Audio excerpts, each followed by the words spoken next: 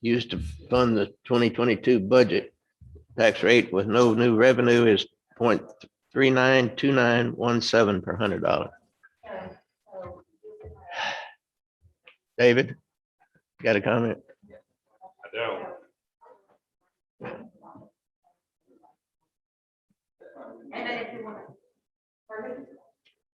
Colin, are we on Zoom now? Okay. We are.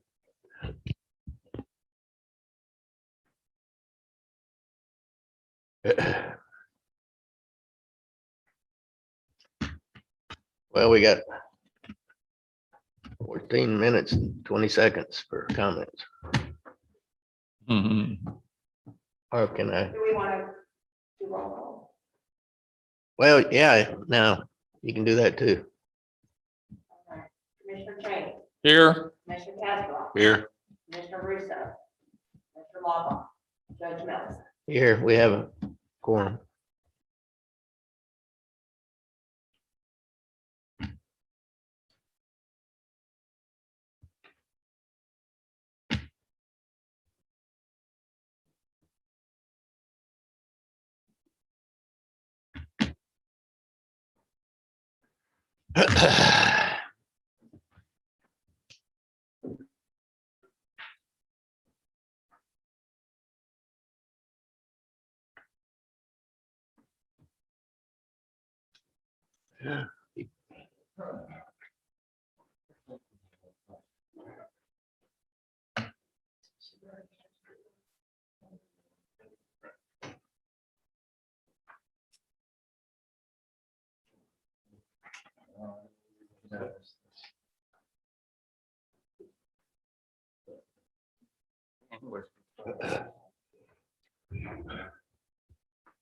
We've started, this is a public comment, so the proposed 2021 tax rate used to fund the 2022 budget.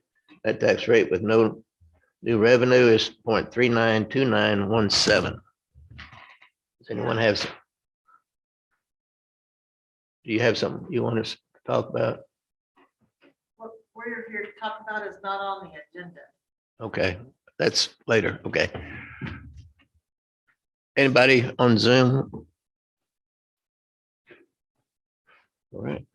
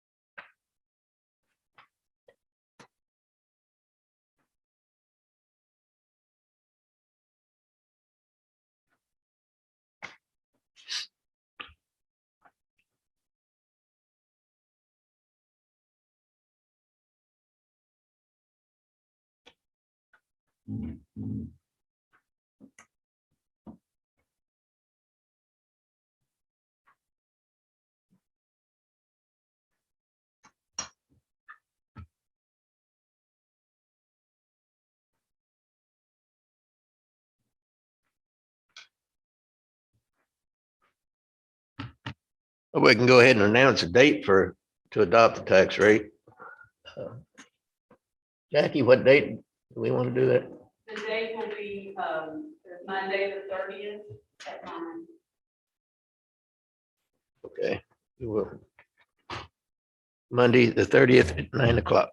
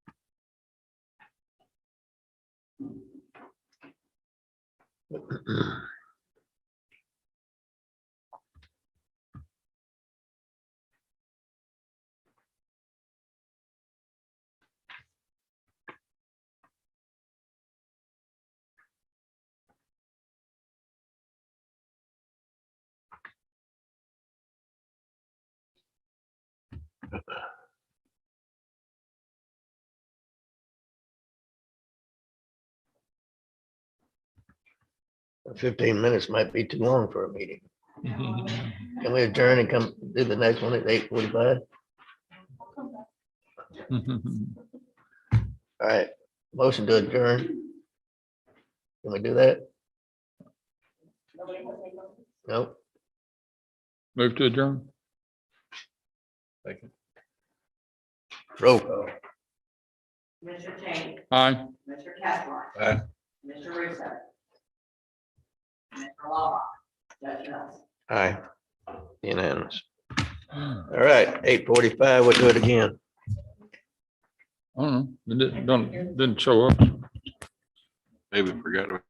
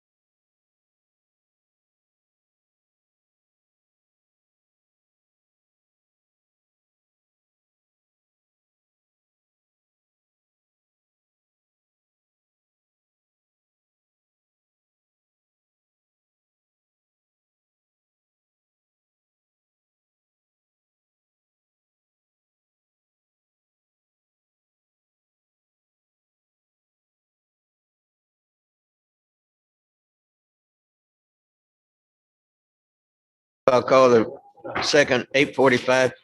There's actually two on that. So This will be take- There's actually two residents. 2022 budget.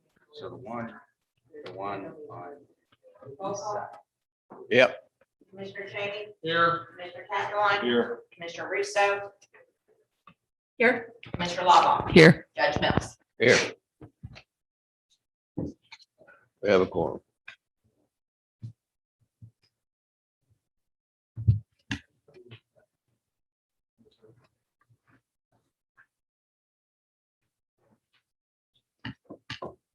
No comment.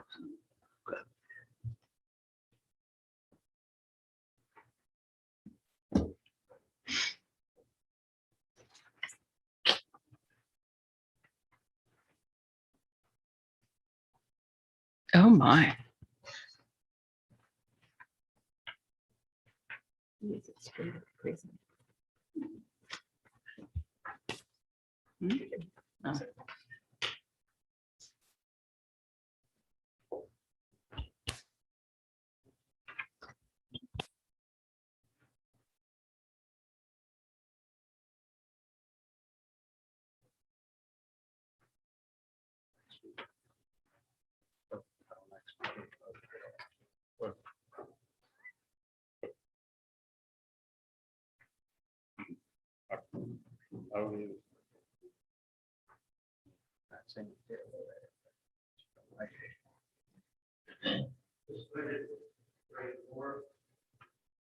Property taxes, last year's budget, $369,338, or 2.87%.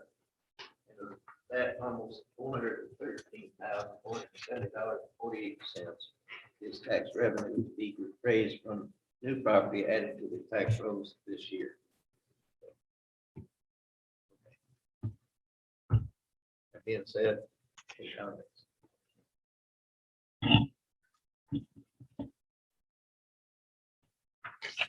That's the date for the 2022 budget to be adopted, which will be next Monday, right? Yes. August 30th. 30 at 9 o'clock, yes, sir. Will there be a separate meeting? Or we'll just- Okay.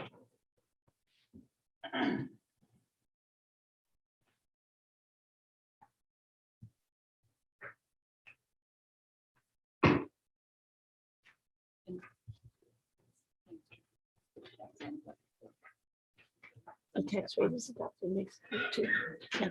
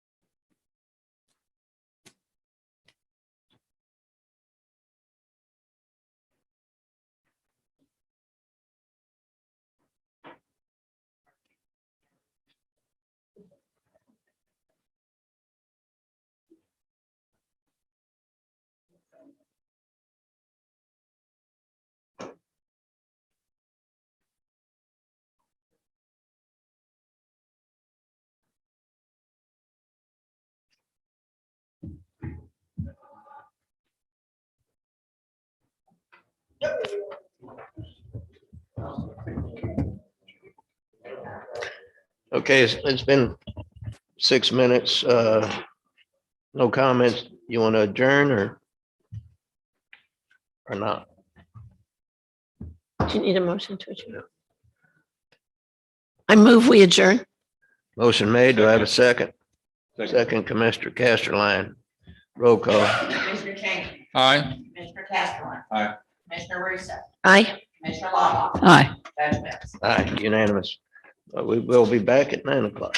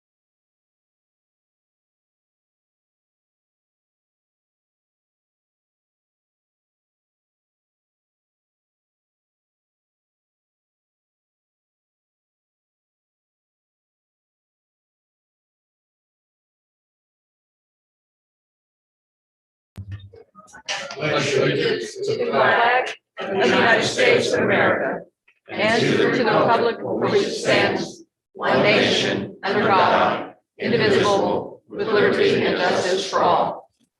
Honor the Texas flag. I pledge allegiance to thee, Texas, one state, under God, one and indivisible. Let us pray. Thank you, Lord, for this day and all the blessings that you give us. Bless this county and the citizens, and just give us wisdom and guidance in dealing with making their the agendas and the budgets and all the other stuff that goes in to county business.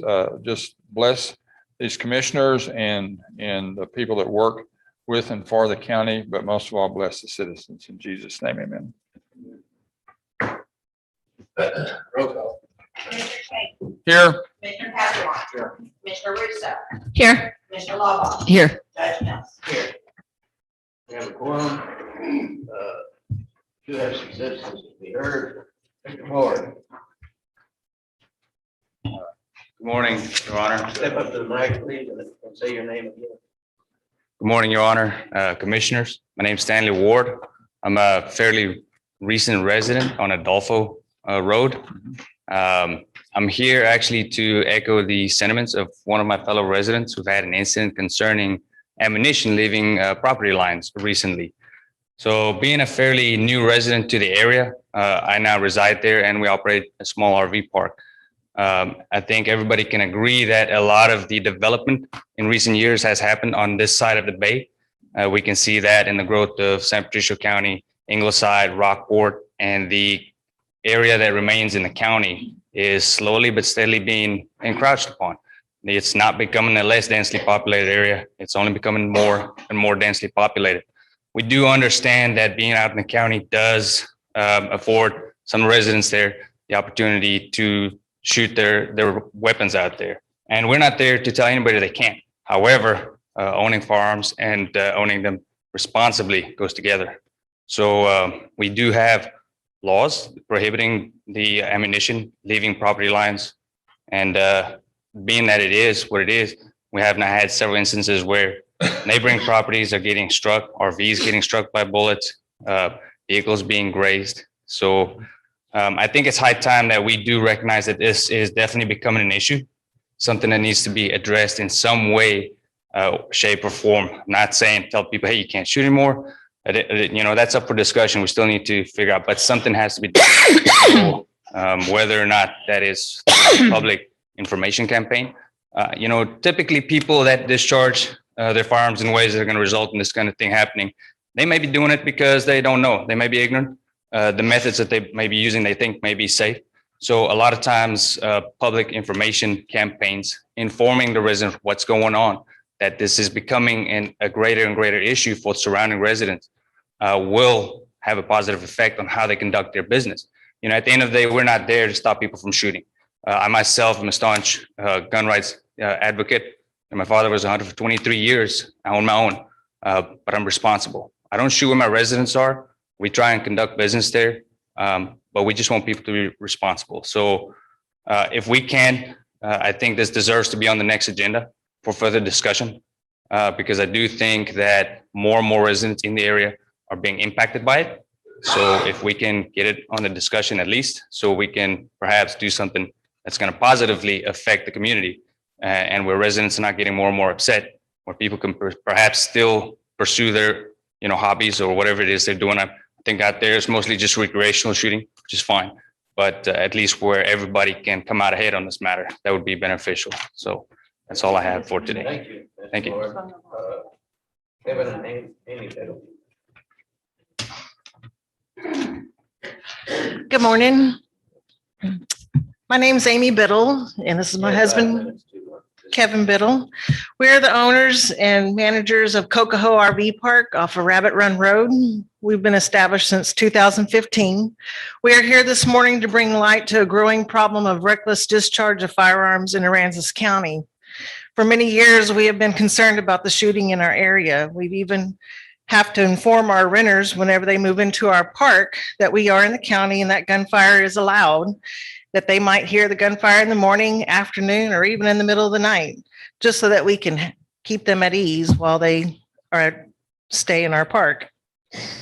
Well, one of our fears came true Saturday, August the 14th, around 5:30 p.m. during dinner time. I was a personal witness of 2 bullets entering our property and one hitting one of our renters' RV. To give a little detail about this, I was out with a few of my renters. We were barbecuing and playing some cards when we heard a sound. At first, we didn't know what the sound was. It sounded almost like a limb cracking, but we were, through all of our witnessing, we started investigating where the sound came from, which brought me to an RV that was just in front of us. And we went to the other side of that RV, and there was a bullet hole in that RV. That RV contained an older gentleman that we have in the park. He doesn't get around real well. First thing I did was knock on the door to make sure that gentleman was okay, and he was, because the bullet entered his bedroom. He was in his living room at the time. And after I knew that he was okay, I went in to see where the bullet entered and what it did from there. It hit once it came in, it hit the opposite wall, then came back to the wall that it entered and fell on the floor. We had an actual bullet that could be collected from the sheriff's department, which we called, and the game wardens. If it wasn't for that RV, it could have easily been myself that could have taken that bullet, or one of my renters. Now, And- there was 3 or 4 people behind this RV. And if that RV hadn't have been there, this would be a whole different situation. In talking with, the sheriffs and that, they did go and talk to one of our neighbors behind us. And from what we could tell, of course, by the time they got there, the gunfire had stopped. So to my knowledge to date, I don't think anyone has been charged with this bullet leaving their property. And if it came from where we think it came from, it even crossed a public road. Looking back, we were also, back in July, I was informed by one of my renters, it was July 17th, that she was outside and she thought she heard a firework hit one of their vehicles. Well, after this incident that happened on Saturday, hitting the RV, we started thinking about the incident with the firework. And if you look at the trajectory of the bullet hitting the RV, just past that RV is my next renter that had the supposable firework that struck the vehicle. Looking at the dent that it left behind, I don't think a firework one would leave a dent. This looks like a dent with a bullet scraping past it. There's a crease across the top of the hood, and that's the same path or trajectory, the truck and the RV. So could be fairly easy to determine the trajectory of the bullet, because the RV, the bullet went in, hit the inside opposing wall, bounced off and hit the floor. So you have 2 holes where you could determine the direction it came from. So we have a pretty good idea. Another incident during this past duck season, our RV and several of our renters were peppered by BB. BBs from a shotgun, someone duck hunting in the area. Granted, those wouldn't hurt quite a bit, but it's not a whole lot of fun to know that BBs are raining down on your home. And if you're out and about. Since we've been there, gunfire has almost become commonplace. We kind of joke around and say it used to be like World War III.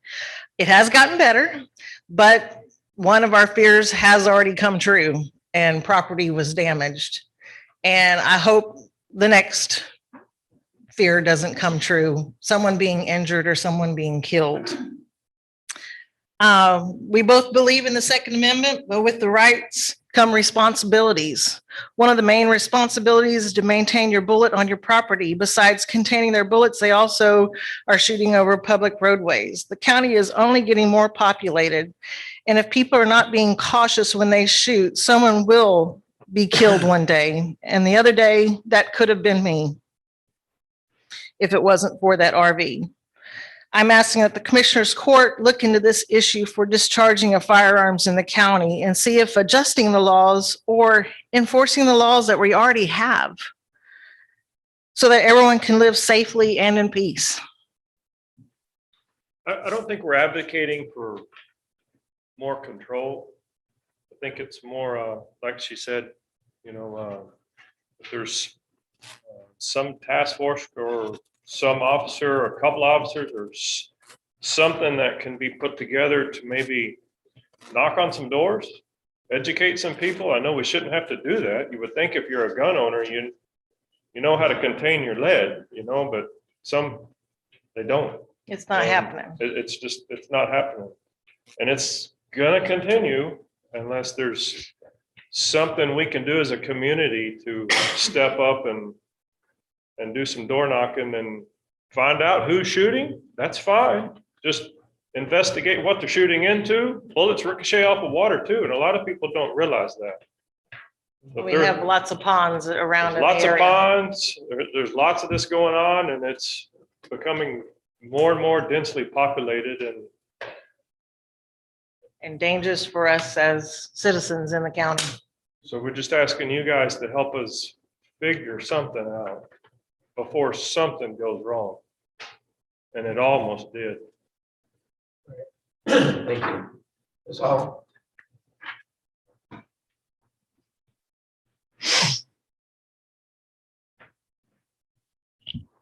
Good morning, y'all. Thank you. I never do this. Sure. Yes, Your name and address. I'm Sherry Hall. I live at 2338 Murphy. My husband and I joke with each other that it's like Kuwait out there. And we've talked to neighbors. Everyone's had an issue. We've had our own issue in our backyard by our barn. Not one, but 22 shells flying past us. We did not call the law. We figured out where it was coming from. We got in the truck and we drove over to Jocelyn, excuse me.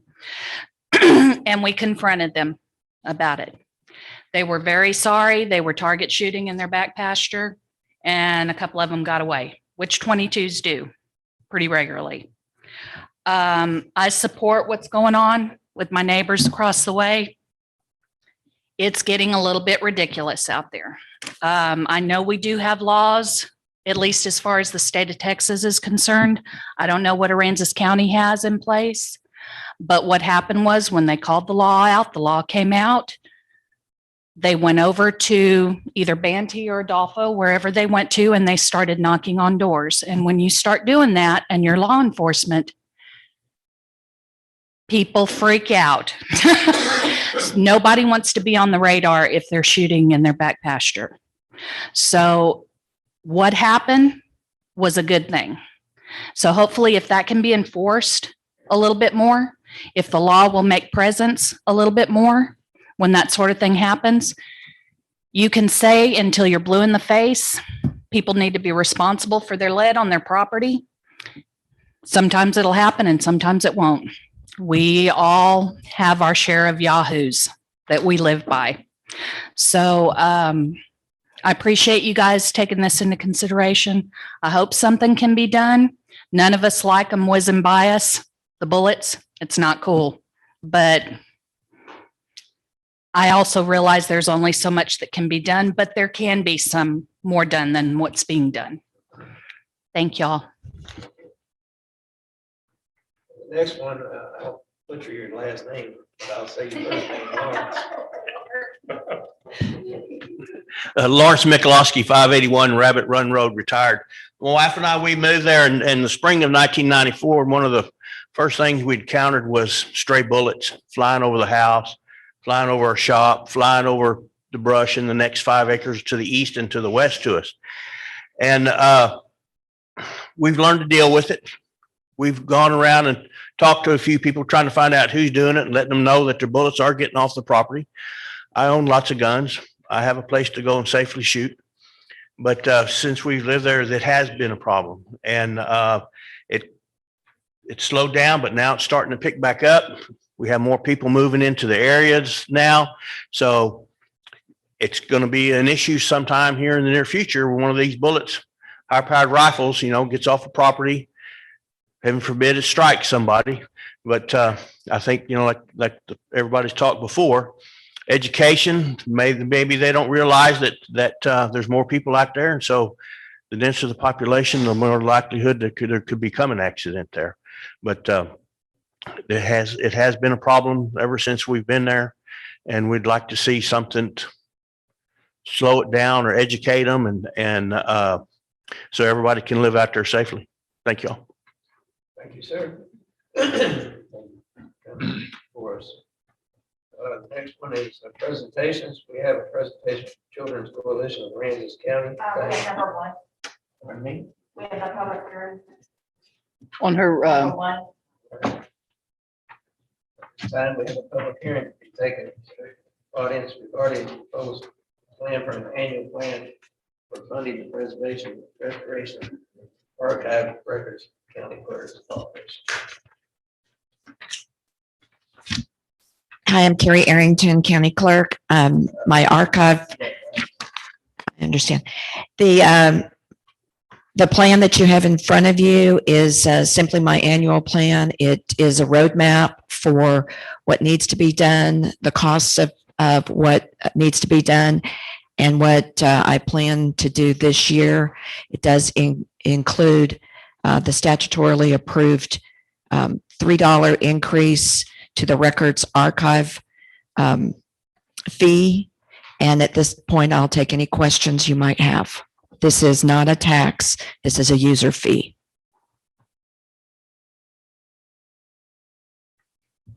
When's the last time we went up on it? 2013. And what is it now? It's $7 now. This would bring it to 10. Okay, so we're looking at $3 increase. Correct. And when is this charged? This is charged when people file public records in the county clerk's office. And this applies only to the first page. And where will these funds go? These funds go into an account that is held in the county, but it is reserved strictly for this purpose. These funds can't be used for anything else. They are here strictly for record archive, things to take care of the historical documents, to be able to preserve them and access them. And you're currently in a very active records preservation activity now that's gone over for at least a couple of years, right? And this money is being used. It's not just sitting there. The money hasn't been used for a while. I intend to use quite a bit of it this year because it is there for a particular purpose. It hasn't been used lately, I think, because you had things like Hurricane Harvey, which, you can say you want to do these things, but then something else gets in the way. And so for somebody not doing it, it's not criticism that they didn't do it. It was just the focus had to be elsewhere. And for a great amount of time, the records were not even local. They were offsite. Okay.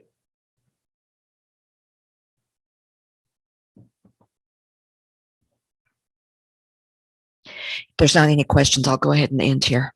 Thank you.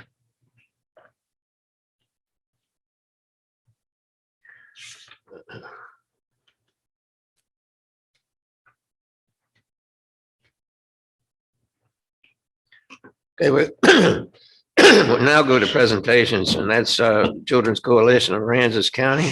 Diane Nielsen, come on up, and Richard Hyde. Thank you, Judge Mills. Diane Nielsen with Children's Coalition of Aransas County. I'm the executive director, and our board member and treasurer, Richard Hyde, is with me. And you have some materials in front of you. We came to talk with you about a crisis that our county is experiencing and something that we're doing to address it. There's a child care crisis in our community. We've been aware of this for a while. Children's Coalition was founded in 2017, and the first thing we did was provide emergency child care in response to the hurricane. For the last almost 4 years now, we've been looking at how to improve the childcare situation. If you notice the little skinny brochure that you have in front of you, we've been doing some research. The poverty rate for young children in Aransas County is 34.7%. This is considerably higher than the state average. The child abuse rate in Aransas County is about 3 times the state average. And we have enough licensed regulated childcare in this county to meet about 11% of the need. We think that those things go together. We think that good, high quality early childhood education that includes a strong parent education, parent support component is going to address these top 2 issues, the child abuse and the poverty. Families can go to work. We have families come into our office every day seeking childcare. What do? Who has it? Well, there's First Learning Tree and they're wonderful and they have a waiting list that's very, very long. And we have 1 registered family childcare home in Aransas County. 1. So there's a tremendous need. So what are you going to do about it? Well, as I said, we've been doing our research. The other piece that you have, we did a survey of parents and of business owners that confirmed our concerns that there's a crisis. And the other piece that you have in front of you is from the Heckman equation. And this is some information about why an investment in early childhood, birth on, reduces deficits and strengthens the economy in a community. There's a lot of research that supports this. So we've been looking around saying, who's going to start a new childcare program? Childcare is very expensive, very hard to do and make a profit. Well, we're a nonprofit. And so that's what we're doing. We're going to create a high quality, nonprofit early childhood program to address these needs in our county. And it's going to cost a lot of money. So we're looking at needing to raise just a little bit north of $1 million. We have located a property. We are in the process now of doing our due diligence to make sure that it's going to be a suitable property. And then what's next is getting the funding that we need to make it happen. And we'd love to hear any questions from you. I don't have any questions. I know that you know that we have researched this quite extensively, and yes, the childcare needs in this county are astronomical. How to get there, I haven't figured that one out yet. Give me a little time. Money, of course, cures all problems, more or less, supposedly. So, yeah, we're going to have to find ways to get you some money somewhere. Yeah. You're looking at grants and other things also. Absolutely. I'm writing grants every day. We also have a fundraiser event coming up on the back side of the skinny piece of paper. Talks about our fundraiser. Certainly this isn't going to do it all, but on December 3rd at Paws and Taws, we're having an event and we'd love for you all to be there. Yeah. Now, is this mainly to serve low to moderate income households? I mean, somebody that lived in Key Allegro that had 4 children over there, would they be eligible for this? Or I think anybody would be eligible, but yes, our goal certainly is to help those folks who can't go to work now and hence are part of this poverty issue to be able to go to work. Is there any federal funding for this? We haven't accessed that yet. Good. Okay. We have talked with Workforce. Workforce said, gosh, we don't know if there's any money, we'll help you look. Mm-hmm. We've talked to the city of Rockport. We've been talking to everybody we can talk to, hoping somebody can say, hey, here's a source. And then we're writing grants and writing letters and asking for support to everybody we can think of to reach out to. You know, kind of my thinking is if everybody in this room tells 10 people and all those 10 people give $10 and they tell 10 people, we've got it covered. Right. So that's where we are. We're just telling the world about what's up and what we're up to. Well, I applaud what y'all are doing. I have 4 grandchildren that live with me and, you know, I'm not in poverty, but to put even one in a good qualified daycare, which there's always a waiting list, is just more than I can afford. Childcare is expensive, and high quality childcare is more expensive because of your staff child ratios. In order to do it well, especially for infants and toddlers, you don't want more than 4 children to one staff member. And for our program, our goal is that our program is going to be nationally accredited. And so that means meeting very high standards of quality. So you've got to pay your staff a decent amount. You know, if I can go work at Dairy Queen for $13, $14, $15 an hour, why would I go work in childcare? It's a whole lot harder. So that's another piece. Diane, you and I had discussed this prior, and I know you said you were going to be giving us some additional information today, but I am still curious. Do you have some projected budget of what you expect to be paying for the property, for the setup, that sort of things? Because I know a couple of the organizations that would be very amenable, perhaps, to funding this through grants need to see that sort of information. Exactly. Richard is our treasurer. He's our money man. So Richard, do you want to address that? Sure.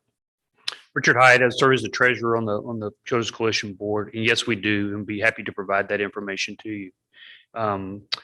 As Diane said, it's in total between the building, the renovations, the furnishings, and the kind of a startup, 6 months operating budget. We're looking at just a little over about $1.2 million. But yes, we'd be happy to provide that. Okay. Thank you. I'd like to get that. Sure. And the Commissioner, if it's okay, while I'm up here, to your point, I think one of the things that we want to accomplish with this center is breaking the cycle of poverty. Because at some point in time, you have to put a stake in the ground and decide how you're going to do that. And I think this is one way. It's not the only way, but this is one way. It's an important way that you can put a stake in the ground and say, we're going to teach these kids, whether they're low income, moderate income, even high income, and prepare them the best that we possibly can as they move forward in their careers in school.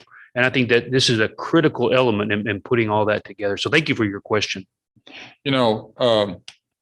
We're fortunate in the fact that grandma, they live with us, but I have 2 additional grandchildren that live just up the block, and their mama could not go to work until the last child was into high school or was into school. And so, and very capable. I mean, wanting to work, but just whenever you file, you're $5 short from the paycheck. Whenever you pay the daycare, it really does add to the poverty cycle, especially at the early ages. That's exactly right. I mean, this is a situation where, in my mind, it's a win-win. You have a single parent now that can put their child in a quality education center where that child is learning, not just being babysat, but is learning. And at the same time, the single parent can go to work and earn an income and feel that they have self-worth for themselves. That's the reason why the ABC Learning Center or ABC childcare has a long waiting list. Exactly. And ABC is doing a wonderful job. But if you read the Heckman report, it talks about earlier is better. Birth through 3 are critical years in development. That's the time when a child's social and emotional development happens, when they're deciding if they can trust the world or not. And children who are tossed from one caregiver to another caregiver, my neighbor watches them today, and somebody I found on Facebook watches them tomorrow. That sense of trust is really hard to develop. And so we're talking about giving kids a firm, solid foundation and supporting parents, because babies aren't born with instruction sheets. They just don't come with a how-to manual. Parents don't know automatically how to deal with a colicky baby, a fussy baby, a defiant toddler. That's where this program is going to come in, because it is going to be an early education program. We're going to be able to support those parents in developing their parenting skills and knowledge.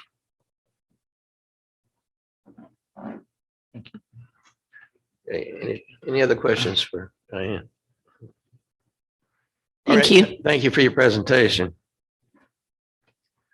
Texas Department of Agriculture Farm Aid 1024 Community Development Block Grant Section 3 goals and concepts as related to CDBG program and Texas Community Development Block Grant Project 7219025 and 7219490. Ms. Thomas, are you online? Yes. Hi. Good morning, Commissioner and judges. I'm Rachel Thomas from GrantWorks, the project manager. Thank you for letting me attend virtually. Just a quick overview before we get started with the presentation. TDA issued a revised Section 3 rule back in July in 2021.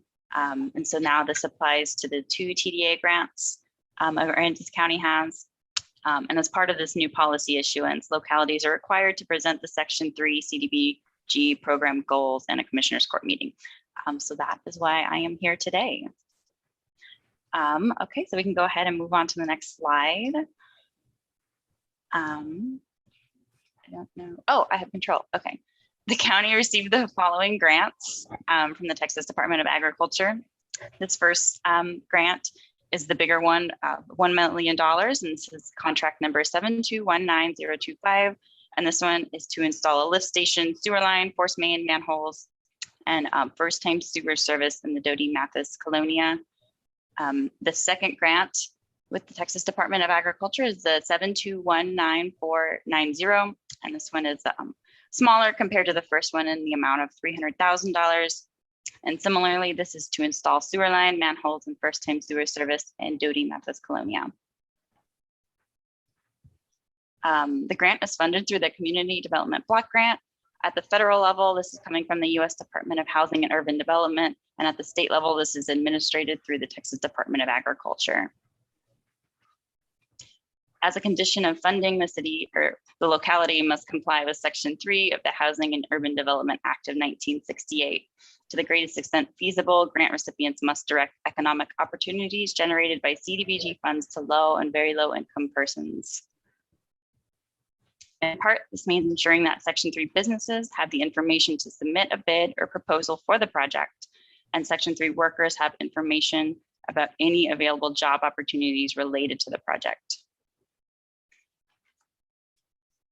So going into definitions a little more, a company may qualify as a Section 3 business if it is owned by low-income persons, it is owned by Section 8 assisted housing residents, or 75% of all labor hours for the business in a 3-month period are performed by Section 3 workers. And Section 3 businesses can register their information at HUD's Section 3 website.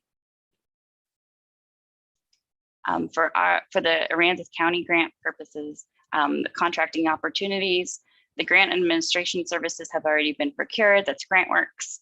The engineering services have been procured for both of the grants.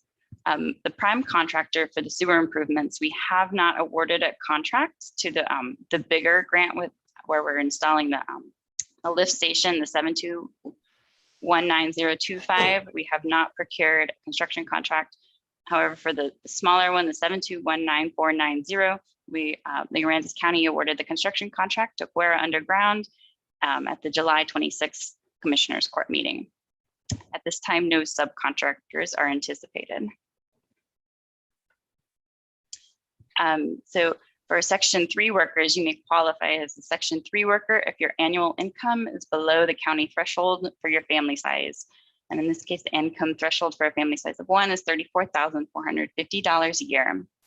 You may also qualify as a Section 3 worker if you are a current or recent youth build participant. And Section 3 workers can register their information at the following portals.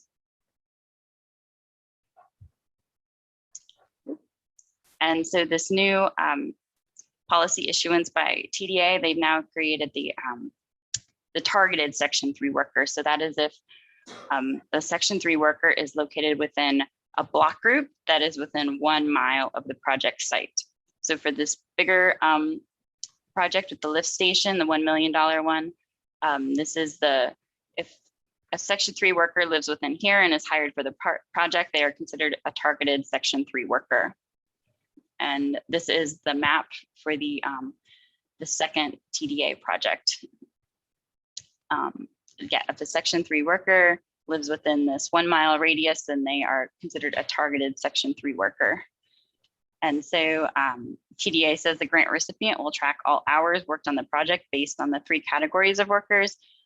In this case, because GrantWorks is the grant administrator, we will track these hours as our responsibility. And so this will require a collection of certain income information. And so GrantWorks will track all hours and income information for all workers on the project, all Section 3 workers and targeted Section 3 workers. And this is just a few more resources for the revised policy issuance.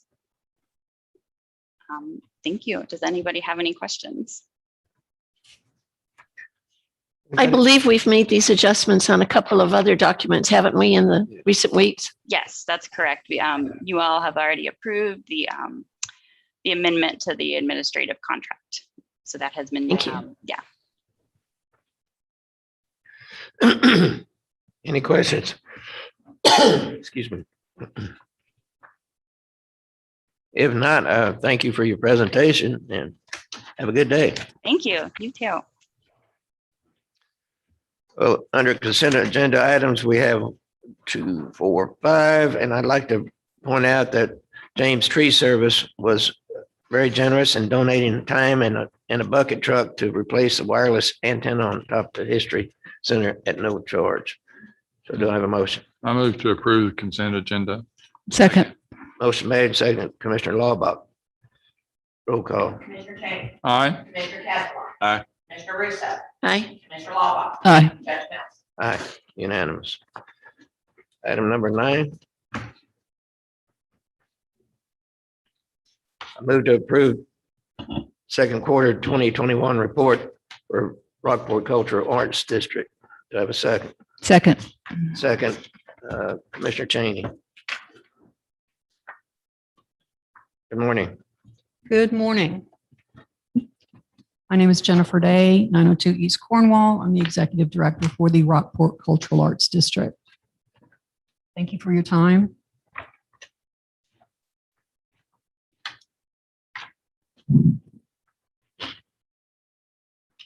Rockport Cultural Arts District is one of 48 in the state of Texas. It's designated by the state of Texas Commission on the Arts.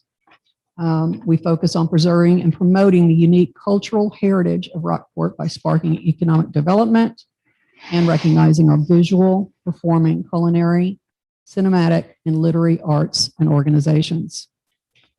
This is a list of our strategic goals for the next 5 years.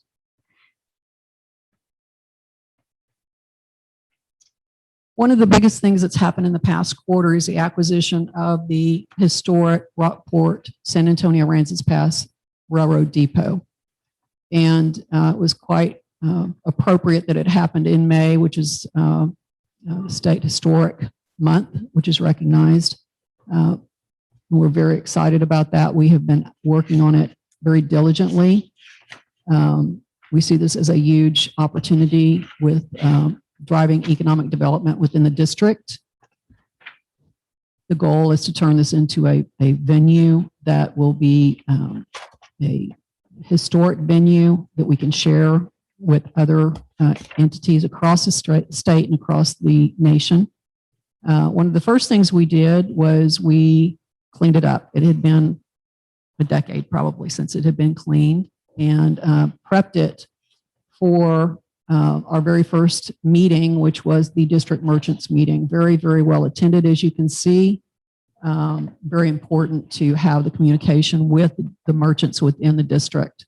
So we're all on the same page. We all work towards same goals. There were some great initiatives that came out of this meeting, as there are typically with our district merchant meetings. The second thing that happened with the depot right after we acquired it was the sesquicentennial participation that ARCAD sponsored, and that was the ragtime event. We had a 1940s English piano donated to the depot and to our organization.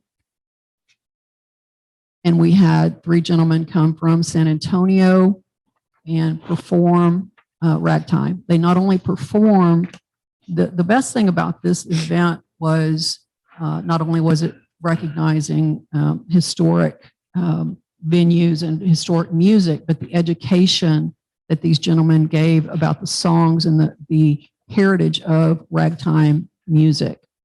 Zip code collection was 51% of the attendees outside of 75 miles. Very well received. So we've checked off our first item here, and that's the acquisition.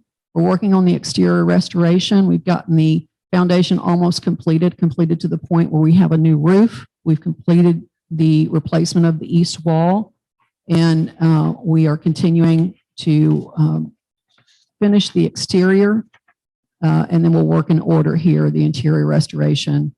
We do have a list of individuals across the state of Texas who are excited to be on our advisory group, and we'll continue with exhibit education. We'll do sponsors, memberships. We will also have venue space available as well as bicycle rentals within the district. So this event, we had 17 1925 Model Ts come from San Antonio, and this actually happened March 27th, so it was a little bit before this quarter. But the reason why I wanted to point this out, and again, we collected zip codes, and 60% of all zip codes collected were outside of 75 miles. This was actually a fundraiser for the depot. But also what happened in the May-June International Model T magazine was we got recognition internationally across 128 chapters, had the picture of the depot, had the Fulton Mansion. One of the subsequent things that happened with this was the excellent marketing that was provided for the Fulton Mansion, having all of these Model Ts in front of the mansion, the perfect shot. So we had a lot of visibility come from this event. Heritage tourism. So I've talked about heritage tourism several times. One of the things that we're working on is what's called a passport to the past. And this is a collaboration between the Fulton Mansion, the History Center for Aransas County, which I'm a founding board member of, the Rockport Railroad Depot, and Texas Maritime Museum. So these four very powerful historic groups have collaborated together, and we're working on a passport to the past where a tourist, a heritage tourist, typically heritage tourists are individuals, and also this provides an educational opportunity for their families to get a passport, so to speak, that is a Q code off of a website, and that Q code automatically tracks those passports from entity to entity. And when they complete all visiting each one of those historic places, they'll receive a gift, a small gift. But it's the incentive to get them through the different entities and for us to showcase our heritage in Aransas County to a absolutely fabulous group of the tourist section. One of the other initiatives, and I've talked about this before, is our local renowned artist, Steve Russell. And this is his sculpture project, bronze sculpture project. We're continuing to work on that. We did a tremendous amount of work during this quarter for the planning for the event July 23rd, which was extremely successful. And I will give you a report on that next quarter. We also added signage and flags, which really creates an extremely festival and inviting view for people coming into our community. We are working currently on the south sign, which will be double-sided. It will be a replication of this on the south end at Market and Austin Street. We also participated in the geocaching game that the Rockport Fulton Chamber initiated. And what we did with ours is we raised it a level. We added a 5-stop challenging game for individuals to come into the district. They have to find 5 different resolutions to a puzzle, basically, and end up at a final spot and receive a little gift. You can see in some of the comments that this was a bit hard. Through a lot of hard work, we found it. So it's a very challenging opportunity for the folks that get into geocaching.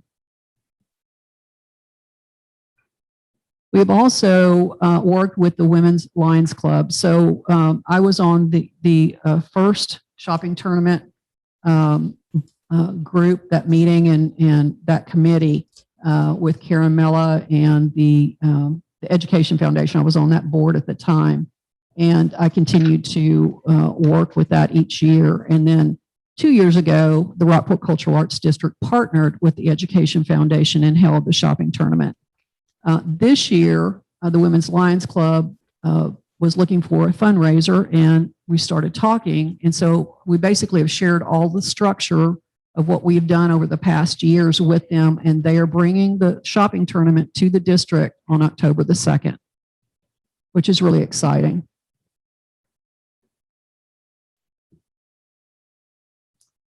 One of the other things, and this is part of our strategic plan, is branding our CAD's identity. So the Pathways sidewalk that is on Live Oak, what we have done is we have put the Rockport Cultural Arts District logo and stamp in the district sidewalks.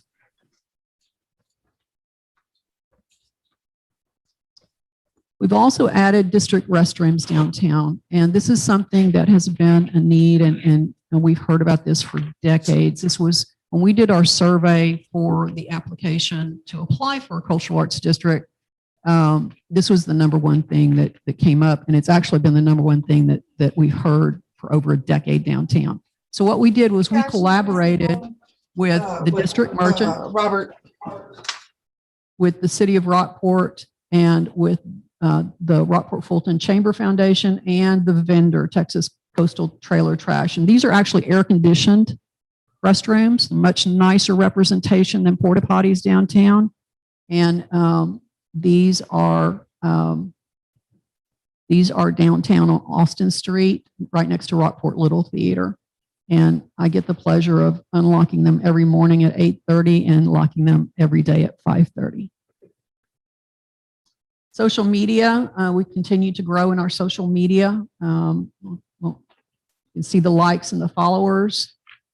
We continue to focus on highlighting district businesses, our food, and the local culture. We also have added additional merchandising. You can see our beautiful wine glass that is sold in several businesses downtown. We're working on food truck offerings downtown, as well as Vietnamese culture recognition programs.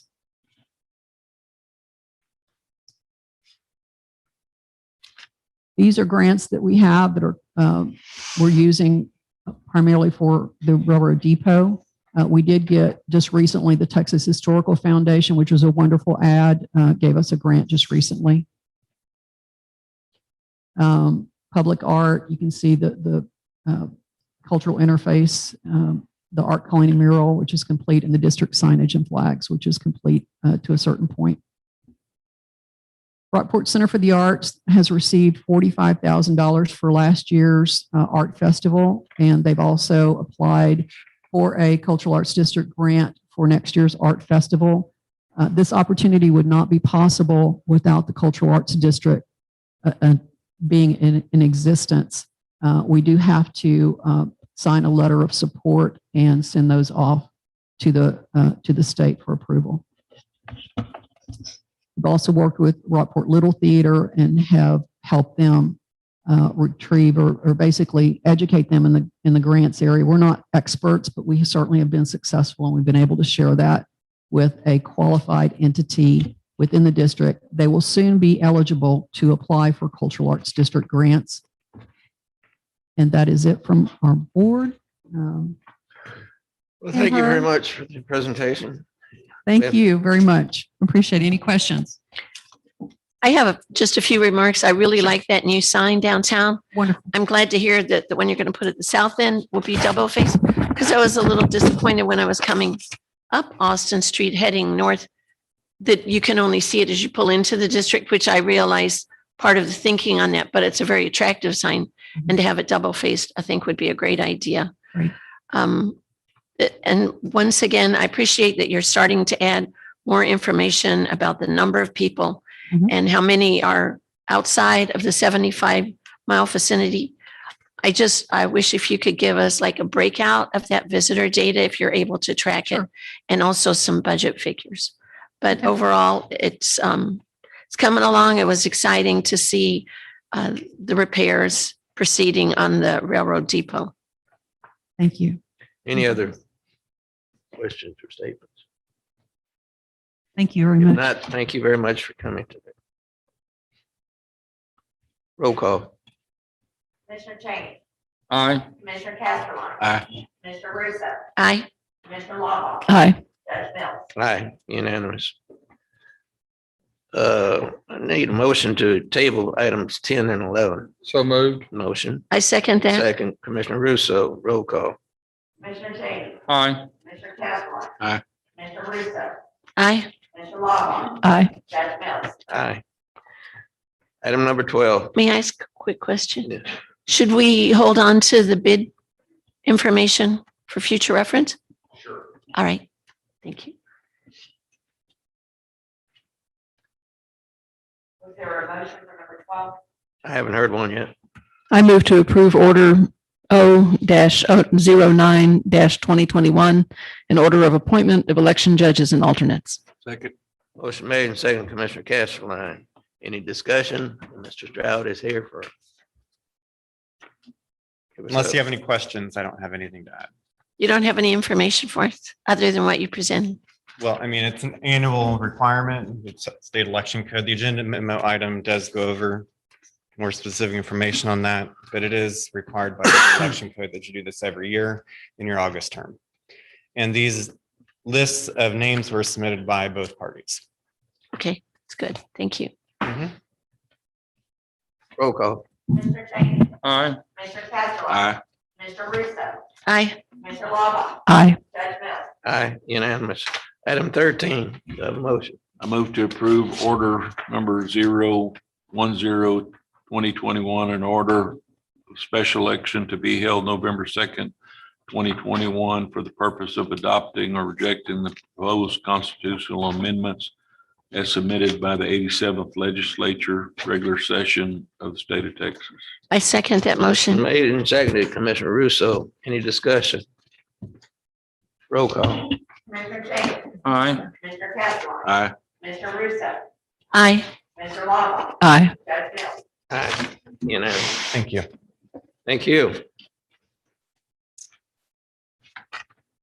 I move to approve resolution R21-2021, a resolution authorizing the award of a professional services provider contract for a medical facility for Hurricane Harvey related disaster recovery and mitigation contract number CDBG-DR contract 20-065-098 C270. I'll second that. Motion made and seconded, Commissioner Cheney. Any discussion? Yeah, John, would you tell us just a little bit about this group? Thank you. This step is we have two separate proposers or two separate providers. So now it's time to start negotiating with them on what we can build, what we can't build within the $8 million or $8.6 million. And then to work with the architects to design a facility. So this is the next step. And the evaluation committee members were Al Johnson, Renee Butler, Commissioner Castroline, Patricia Arnold, with ACMSI, David Right. Reed, and yourself, correct? No, I was not a part of that. You were not a part of that? No. Okay. I was part of the other project, the architect. Any further discussion? Excuse me. Roll call. Commissioner Cheney, Aye. Commissioner Castro. Aye. Commissioner Russo, Aye. Commissioner Lawball, Aye. Judge Mills. Aye, unanimous. Item 15, I move to approve the award of architectural services contract contingent upon successful negotiation of a medical facilities improvement to Philo Wilkie for General Land Office GLO Community Development Block Grant Disaster Recovery CDBG DR Contract 20-65098-C270. I'll second that. Motion made and second, Commissioner Cheney. Any discussion?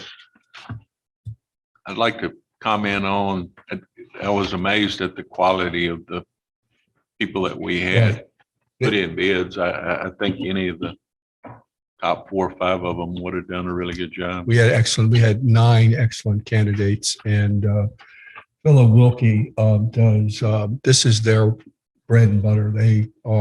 They've done 43 micro hospitals and numerous medical facilities.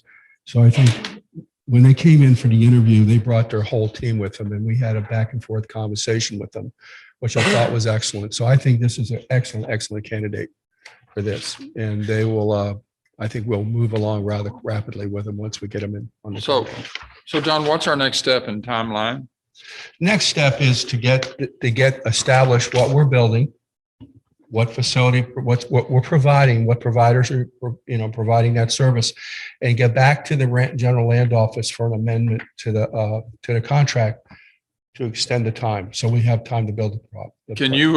Can you provide us with an update on where we are on the design and things, just for information? Well, this is where we're at the beginning of a design process. Okay, but as we go, can you keep us kind of Sure, informed of what's absolutely. going on? Oh, that's just. Absolutely. So this is where you were a part of the evaluation? Exactly. Okay, good, because I saw your name on there and I'm like, No, I was part of the architect. thank you, review. my error. No problem. Any further discussion? Roll call. Commissioner Cheney. Aye. Commissioner Castleton. Aye. Commissioner Russo. Aye. Commissioner Lava. Aye. Judge Mills. Aye. Unanimous. Item 16. I move to approve the July 2021 Treasurer's Report. Second. Motion made and second, Commissioner Laubach. Any discussion? Roll call. Commissioner Cheney. Aye. Commissioner Castleton. Aye. Commissioner Russo. Aye. Commissioner Lava. Aye. Judge Mills. Aye, unanimous. Item 17. I move to approve the indigent healthcare expenditures for the fiscal year September 1st, 2021 to August 31st, 2022, based on 8% of gross revenue tax levy as calculated by the Aransas County Tax Assessor Collector on State Comptroller Form 50-252. I second that. Do Motion made and second, Commissioner Russo. Any discussion? you want to tell us anything about this, Alma? Right, so once a year, we determine what the 8% of the general tax levy is for our mandated expenditures, which if we meet this mandated expenditures, then we qualify for the state reimbursement program. So when, every month when I bring in the report, when I bring up the 8% mandated, this is where this comes from. So by what this means is if we spend between 0 and 8% of the tax levy, we don't get a reimbursement. But if we ever topped 8%, the state would begin to reimburse us. Right.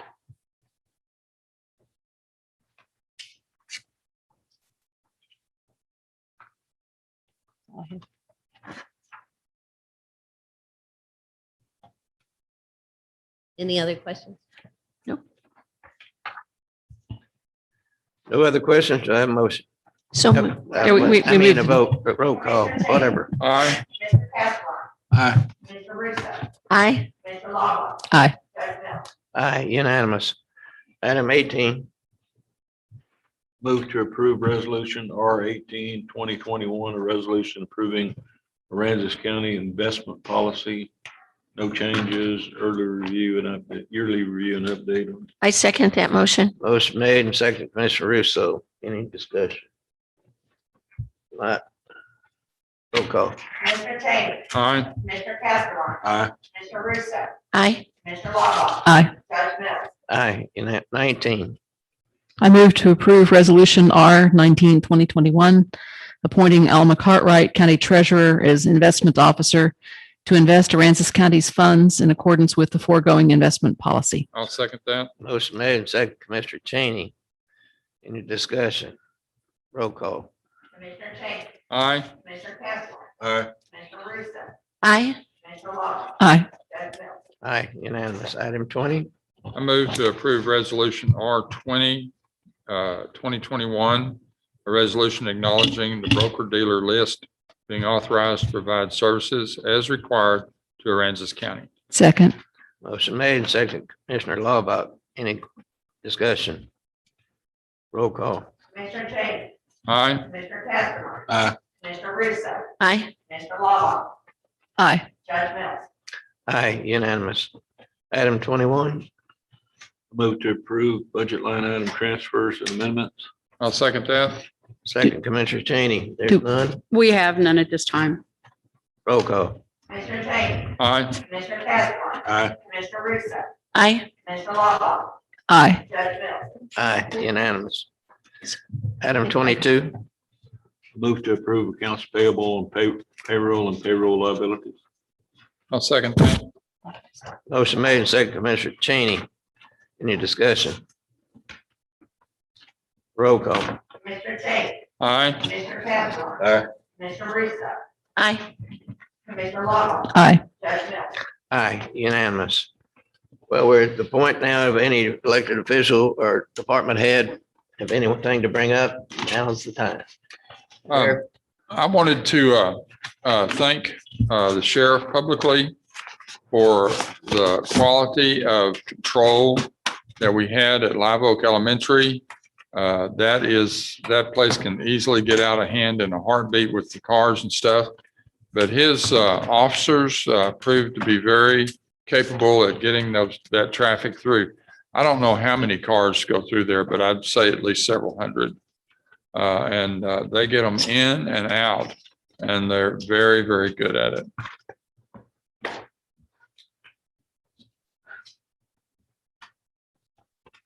Appreciate that, Commissioner. It's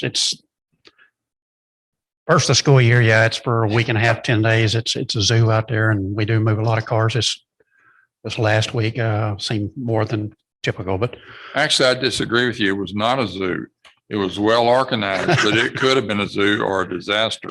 well, it is an annual event. But I wanted to take the time this morning, I think, to call awareness to something that, and I'm not coming down on either side, but asking everybody to be as socially responsible as you can with the COVID. Beeville this morning is transporting a deputy back to Beeville that died in Corpus Christi Hospital this morning. Tomorrow morning, Refugio is burying a jailer that used to work here up to about 3 months ago who died from COVID. They have another deputy that was infected in the same exchange or transport that they did to the Border Patrol Station in Corpus a couple of weeks ago. And I've had 5 employees out in the last 3 weeks with COVID. And it's just, I think sometimes we take for granted where we're at and where we're around people. And when you're outside of your normal circle, I'd encourage you to be cautious and take whatever measures you need to. It's closer to home than I think we realize sometimes, but I see it more often within the work group that I supervise. Thank you. Thank you. Anyone else? Yes, ma'am. Y'all do have a fee report. The fines and fees that have been paid have come back. They're in the black again. All right. We are 114,752 over this time last year for collections. Let me ask a question about that. Why isn't that an agenda item? Is that just because it's never been, or I just always wondered, because I mean, we're dealing with money. I think y'all make it an agenda item. I I mean, don't have a problem making an I don't- agenda item. don't I know just, why it is or isn't, but it's an important, I mean, it's several $100,000. yes, sir.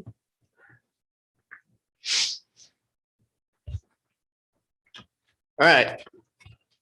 If nothing else, do I have a motion? Move to adjourn. Motion made. Second. Second. Roll call. Commissioner Cheney, Aye. Commissioner Castro, Commissioner Russo, Aye. Commissioner Law, Aye. Judge Mills. Aye, unanimous. Thank you and have a good morning and the rest of the day.